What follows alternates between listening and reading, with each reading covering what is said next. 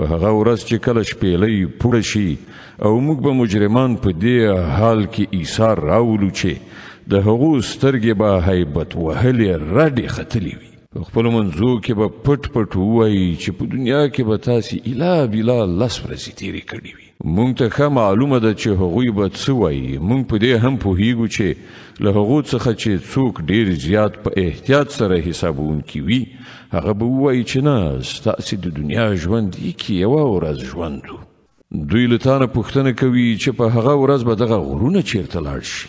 ووایه چې زما پروردګار به هغه خاورې ری کړي وابه یې لوځوي او ځمکه به یو داسې هوار سوتره میدان جوړ کړي چې په هغه کې به ته هیڅ لوړه ژوره ونه وینې.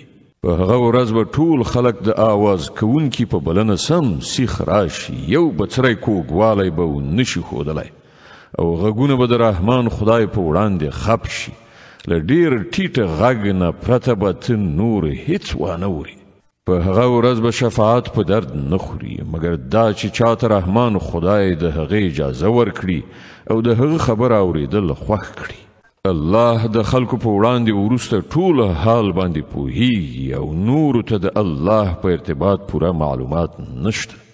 د خلکو سرونه به د هغه تل تر تله ژوندي د کائناتو مدبر په وړاندې ټیټ شي. نامراده به وي په هغه وخت کې چا چې د ظلم د ګناه پیټه یې راخیستی وي.